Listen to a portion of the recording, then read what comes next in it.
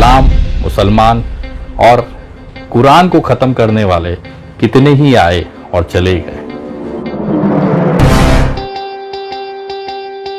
मुसलमान एक ऐसी चीज़ हो गई है कि जो भी इस चीज़ को करीब जाएगा, जो भी इस चीज़ से उलझेगा, वो सोना हो जा रहा है।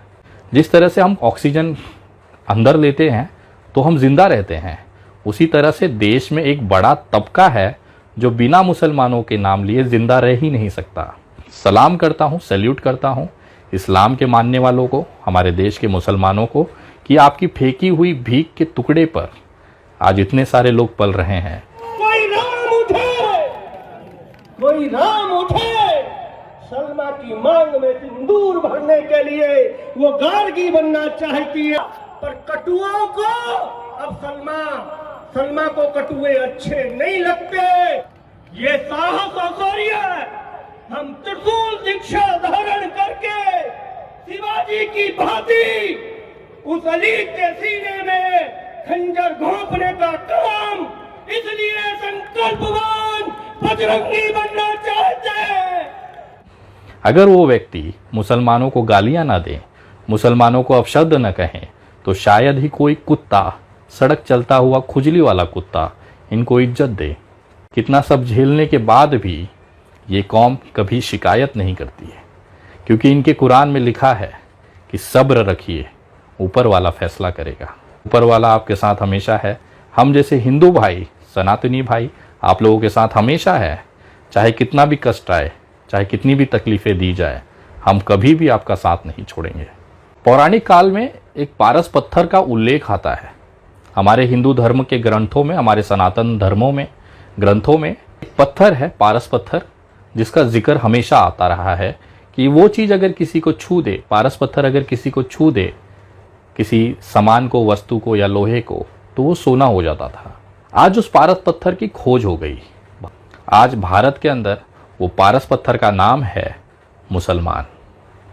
उस पारस पत्थर का नाम है इस्लाम, कुरान। जी हाँ, ये एक ऐसी चीज़ें हैं, मुसलमान एक ऐसी चीज़ हो गई है कि जो भी इस चीज़ को करीब जाएगा, जो भी इस चीज़ से उलझेगा, वो सोना हो जा रहा है। आपने देखा होगा गोधरा दंगों में जिस तरह से मुसलमानों का कत्ले आम किया गया, उसके बाद एक मुख्यमंत्री सीधे देश का प्रधानमंत्री हो जाता है, नरेंद्र दामोदर दास मोदी। जिस पार्टी में नरेंद्र दामोदर दास मोदी जी हैं, उस पार्टी का शायद ही कोई बंदा होगा जो इस मुसलमान शब्द से अछूता होगा, इस्लाम से अछूता होगा या कुरान से अछूता होगा, क्योंकि इनके लिए कुरान, इस्लाम और मुसलमान ऑक्सीजन से कम नहीं है। जिस तरह से हम ऑक्सीजन अंदर लेते हैं तो हम जिंदा रहते हैं, उसी तरह से देश में एक बड़ा तबका है जो बिना मुसलमानों के नाम लिए जिंदा रह ही नहीं सकता। और ये कौम इतनी सब्र और बरकत देती है कि एक रोड छाप गुंडा भी लोगों का हीरो बन जाता है। इन्होंने अपने लिए ज़िंदगी भर काम किया, लेकिन वो शोहरत, वो हैसियत हासिल न कर पाई।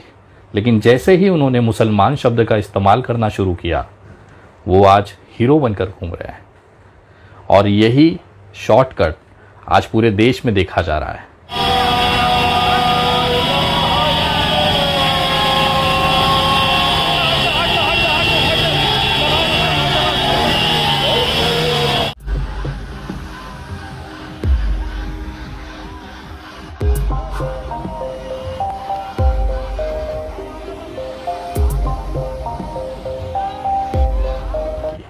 कि एक अदना सा इस्लामिक मुसलमान व्यक्ति उन हिंदू नेताओं को चमका देता है जो अपनी पूरी ज़िंदगी अपना पिछवाड़ा रगड़ देते हैं, लेकिन गली के बाहर उनकी कोई औकात नहीं होती। लेकिन जैसे ही वो किसी मुसलमान को छू देते हैं, वो राष्ट्रीय चेहरा बन जाते हैं। एक अदना सा ठेले वाला, एक अदना सा पानी पूरी वाला भी कुछ लोगों को चमका कर हीरा बना देता है, सोना बना देता है। ये तो आप मुसलमानों की ताकत है। मैं सैल्यूट करता हूँ, मैं धन्यवाद करता हूँ। हम जैसे हिंदू भाई, सनातनी भाई आप लोगों के साथ हमेशा है। चाहे कितना भी कष्ट आए, चाहे कितनी भी तकलीफ़ें दी जाए, हम कभी भी आपका साथ नहीं छोड़ेंगे।